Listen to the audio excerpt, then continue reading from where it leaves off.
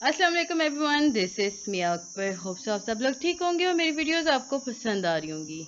आज ही हम लोग लेक्चर नंबर 25 कर रहे हैं पार्ट 302 का। 24 तक हम कंप्लीट कर चुके थे, तो चलिए जी अपनी वीडियो करते हैं स्टार्ट। मुझे उम्मीद है कि आपको पिछले सारे लेक्चर समझ आ चुके होंगे। लेक्चर नंबर 25 है the third military regime 1977 to 1988, यानी कि थर्ड मार्शल लॉ।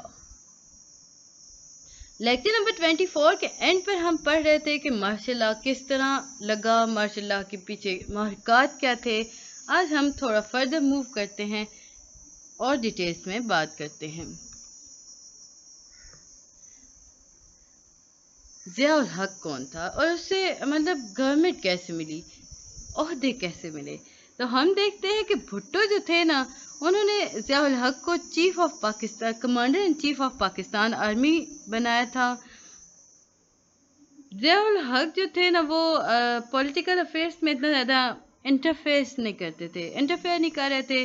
भुट्टो जो थे ना, भुट्टो को वो अच्छे लगे। अब ज़ियाउल हक जो थे वो प्रमोट नहीं होने वाले थे, यानी कि उनके सामने अभी अगर हम बात करते हैं उनसे ज़्यादा सीनियर लोग मौजूद थे, लेकिन भुट्टो ने ना उन्हें चुना CNC के तौर पर।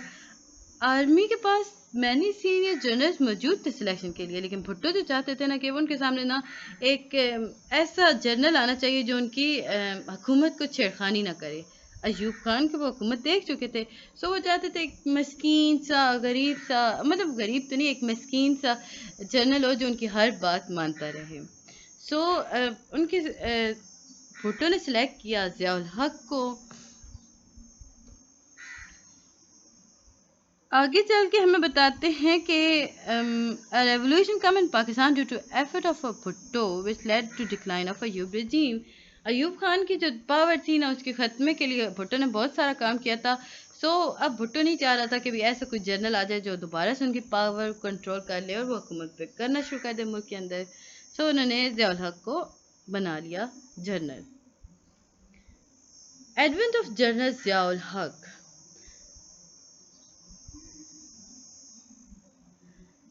ज़ियाउल हक की जो पावर थी ना, वो सिंपल हुकूमत में आना नहीं थी, बल्कि वो पावर में आए because with the help of Pakistan national alliance. ये वो अलायंस है जो 9 पार्टीज़ के बारे में थी। 9 पार्टीज़ ने इकट्ठे होकर ये बनाया हुआ था अलायंस। इस अलायंस ने भुट्टो को अपोज किया, कंट्री के अंदर प्रोटेस्ट स्टार्ट कर दिए, जिसके नतीजे में आर्मी ने कंट्रोल हासिल कर लिया। क्राइसिस हो रहे थे ना, तो आर्मी नहीं चाहती थी कि पाकिस्तान तबाह बर्बाद हो, सो उसने कंट्रोल हासिल कर लिया।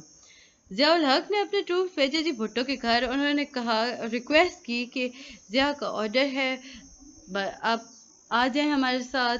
बट भुट्टो ने रिफ्यूज़ कर दिया गया। उसने कहा कि भुट्टो ने कहा कि मुझे बात करनी है ज़िया से, लेकिन ज़िया ने कहा कि मुझे कोई बात नहीं करनी है, अरेस्ट करें और ले आएँ। भुट्टो को मरी के मकाम पे भुट्टो और ज़ियाउल हक की बात होती है। ज़ियाउल हक जो है उसे अश्योर कराता है कि मैं आपको पावर वापस कर दूंगा, लेकिन कुछ टाइम के लिए आपको खामोश रहना होगा, बिकॉज अभी मुल्क में अफरा तफरी के हालात हैं, तबाह बर्बादी चल रही है। सो आप बैक रहें, हम कंट्रोल कर लें, फिर हम आपको दे देंगे। Bhutto was executed through a trial. Zia maximized his power over time and army control everything. शुरू में ज़िया ने क्या किया, उसने भुट्टो को तसल्ली तो दे दी। आहिस्ता आहिस्ता उसने ट्रायल स्टार्ट कर दिए भुट्टो के खिलाफ, और अब वो अपनी पावर ज़्यादा से ज़्यादा करता रहा, यहाँ तक कि हर चीज़ को आर्मी ने कंट्रोल कर लिया। भुट्टो जो थे उनके पास डेमोक्रेटिक वर्जन था, जो कि वो यूँ कह लें कि भुट्टो आए तो डेमोक्रेटिक वर्जन लेकर थे, लेकिन आहिस्ता आहिस्ता उनमें वो ताकत का नशा आना शुरू हो गया। ज़िया ने रियलाइज़ किया कि जो प्रोग्रेस फीलिंग है पब्लिक की, वो सोशलिज्म ऑफ भुट्टो की वजह से है ना। तो इस प्रोसेस, मॉडर्नाइजेशन के प्रोसेस को वो भुट्टो जो है वो वेस्टर्नाइजेशन में चेंज कर रहा है। जो ये ऐसा काम था जिसने ज़िया के लिए एक मैदान बना दिया कि वो पाकिस्तान को इस्लामिक आइडियोलॉजी से दूर कर रहा है। भुट्टो ज़िया समझने लगा था कि पाकिस्तान को भुट्टो जो है वो दूर कर रहा है, सो वो ज़िया अगेंस्ट हो चुका था भुट्टो के। देखिए भुट्टो जो था ना, इसने क्या किया था, इसने कसिनो ओपन कर दिए थे पाकिस्तान के अंदर, या उसने एक स्पीच की थी कसिनो के अंदर कि I drink but not the speech of the poor. Bhutto نے کہا تھا کہ ہاں میں شراب پیتا ہوں لیکن میں دیکھیں غریبوں کا خون پسینہ نہیں پیتا. بھٹو نے بارز اوپن کیے پاکستان کے اندر اپنے دور حکومت کے اندر. یہ وہ ٹائم تھا جب بھٹو کے دور حکومت میں مسلمانوں کے لیے شراب عام ہو چکی تھی. ہر وہ چیز جو فوربیڈن تھی نا اسلام کے اندر، بھٹو نے ان ساری چیزوں کو عام کر دیا تھا. ہر آسانی سے پاکستان کے ہر شہر میں شراب ملنا شروع ہو چکی تھی. ضیاء الحق جو تھے وہ آئے، انہوں نے دیکھا کہ پاکستان تو اسلام سے کافی دور ہو گیا ہے. سو انہوں نے بھٹو رجیم کو پاکستان یا اسلام سے دوری کا ذمہ دار قرار دیا تھا. اب تھوڑا سا ہم دیکھ لیتے ہیں پیپلز پارٹی کے فلیگ کے بارے میں. امپورٹنٹ چیز تھی کہ جو پیپلز پارٹی کے فلیگ میں جو کلرز ہیں نا 3، بلیک، گرین اور ریڈ، اس میں جو ریپرزینٹ کر رہے ہیں sign of sorrow, progress and bloodshed according to respective colours.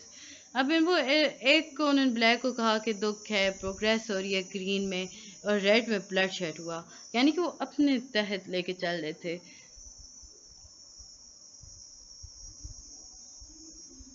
P N اے جو تھا نا، اس نے ملک میں نا جب احتجاج کیے تو انہوں نے کہا کہ دیکھیں جی بھٹو آ گیا ہے تو اسلام تو ختم ہو گیا ہے. سو انہوں نے سلوگن ریز کیا تھا اسلام کا، جو بعد میں ضیاء نے یوز کیا تھا. ضیاء کی جو فلاسفی تھی گورننس کو لے کر، وہ یہ تھی ڈی پالیٹائزیشن، لوکل گورنمنٹ انسٹیٹیوشن اور اسلامائزیشن. یعنی کہ ایوب خان نے جیسا کہا تھا کہ پولیٹیکل اسٹیٹس میں وہ ایڈمنسٹریٹو اسٹیٹ بنانا چاہتا ہے پاکستان کو، اسی طرح ضیاء الحق نے بھی پولیٹکس کو ختم کر دیا تھا، بیوروکریسی کو نکال باہر کیا تھا، لوکل گورنمنٹ انسٹیٹیوشن سٹارٹ کر دیے گئے تھے.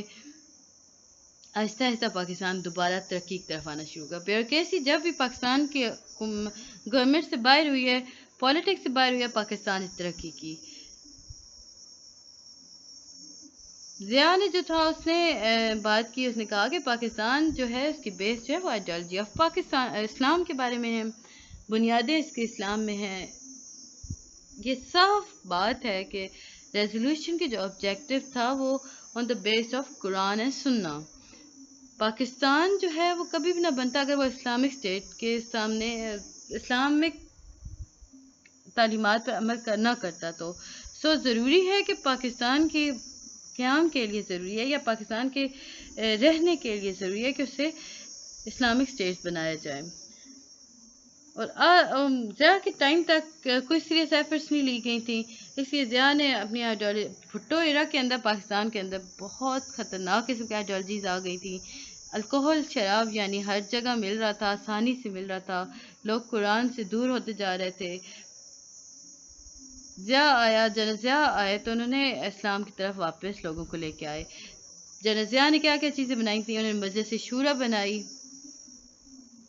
لوکل کونسل لوکل گورنمنٹ کے لے کر چلے، انٹروڈکشن آف شریعہ کورس کی تھی، فارمیشن آف انسٹیٹیوشن آف زکوٰۃ ہوا، لازم صلاۃ کے بارے میں بات کی گئی تھی. جنرل ضیاء نے پہلی بار یہ عہدہ انٹروڈیوس کرایا تھا، ناظم صلاۃ. زکوٰۃ، حدود، عشر مقرر ہو گئے تھے ضیاء کے پیریڈ میں. مطلب ضیاء ایک بہترین کام کر رہا تھا ود رسپیکٹ ٹو اسلام.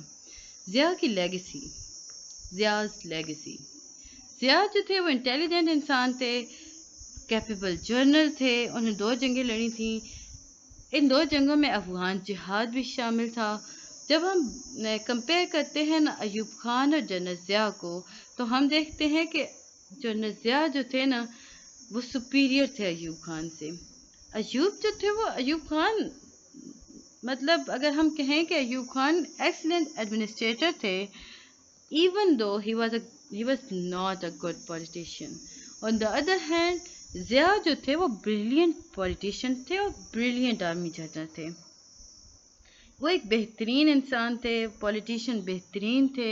ایوب جو تھے ان کے پاس سکسیسفل پولیٹیشینز کی کمی تھی، وہ پولیٹیکل وزڈم انہیں نہیں پتہ تھا، ان کے پاس کرشمہ نہیں تھا، ان کے پاس پاور نہیں تھی. لیکن ضیاء کے پاس یہ سارا کچھ تھا.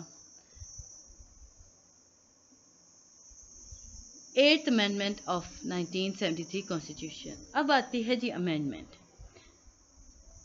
8th امینڈمنٹ ہوئی جی 1973 کانسٹیٹیوشن میں، جن میں پریزیڈینشیل اتھارٹی کو ڈیزالو کر دیا گیا نیشنل اسمبلی میں، اور جوڈیشری کو پاور دے دی گئی. It prove very dangerous against the democracy of Pakistan. اب ہوا کیا؟ اب جو پولیٹیشینس تھے انہیں تو مطلب آنا شروع ہو گیا، بھائی یہ کیا بات ہوئی کہ جنرل اس نے پریزیڈینشیل لیول ختم ہو گیا، صدارتی نظام ختم ہو گیا ہے، جوڈیشری کو پاور مل چکی ہے، سو وہ اسے اپنے ڈیموکریسی کے اگینسٹ سمجھنے لگے. ضیاء نے کیا کیا؟ ضیاء نے ساری پارلیمنٹ کو ڈیمیج کر دیا اور ساری کی ساری پاور جو تھی وہ جوڈیشری کو دے دی.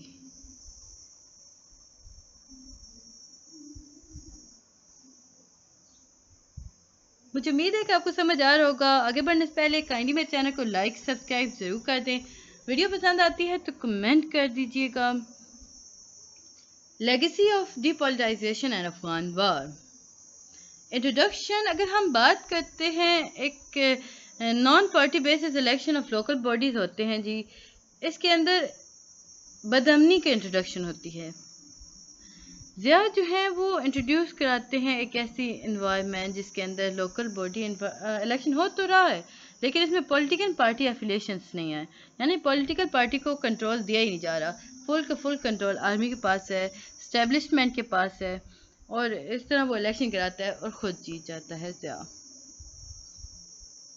اس کے بعد اس میں امپورٹنٹ جو آتی ہے افغان جنگ آنا شروع ہو گئی. اینڈ روپیز 70,000 کلشنکوفs. Pakistan has been weaponized. Pakistan کے پاس اچھا یہاں پہ ہم تھوڑا سا دیکھ لیتے ہیں افغان جنگ کے بارے میں. افغان جنگ ہونا سٹارٹ ہوتی ہے، تھوڑا سا ہم بیک پہ دیکھ لیتے ہیں، آگے ہمارے پاس آئے گا کہ افغان جنگ کے محرکات کیا تھے. ضیاء کی جو میجر اسٹریٹجیز جو فیلئر ہوئی تھی نا وہ کیا تھیں؟ ایک تو انہوں نے افغانیوں کو اپنے ملک میں آنے دیا جو ایک بہت بڑی غلطی تھی. افغانی آئے نا پاکستان کے اندر وداؤٹ چیکنگ انٹر ہو گئے، پاکستان بہت زیادہ سفر کرنا شروع ہو گیا. اب وہ جو افغانی مہاجر آئے تھے نا وہ پورے پاکستان میں پھیل گئے. ان کے پاس کلشنکوف کلچر تھا، وہ نارکوٹکس، وہ نشاور چیزیں یوز کیا کرتے تھے، وہ نارکوٹکس کا کام کیا کرتے تھے اور وہ نارکوٹکس پاکستان میں لے آئے. پاکستان جو ہے وہ ویپنائز ملک بن گیا. ایوری ون اونز، مطلب ہر ایک کے پاس گنز تھیں، اور وہ کلشنکوفوں کی قیمت جو تھی نا وہ 70,000 کلشنکوف ریکارڈنگ بات کی گئی.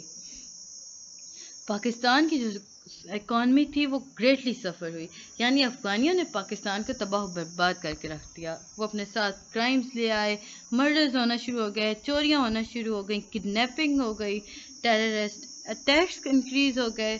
تو پاکستان یہاں پہ آ کے شیٹرڈ ہو گیا، یعنی ایک دفعہ پھر پاکستان کی اکانومی ڈگمگانے لگی. اور یہ سمپل اس وجہ سے ہوا تھا کہ افغانیوں کو ہم لوگوں نے انٹر ہونے دیا تھا اپنے ملک کے اندر. ڈرگس کا یوز ہونا شروع ہو گیا تھا اسکول، کالج اور یونیورسٹیز کے اندر. بہت پرابلم ہو گئی تھی کہ ڈرگس کو کیسے روکا جا سکے. تو یہ تھا جی لیکچر نمبر 25. ملتے ہیں نیکسٹ ویڈیو میں، تب تک کے لیے اللہ حافظ.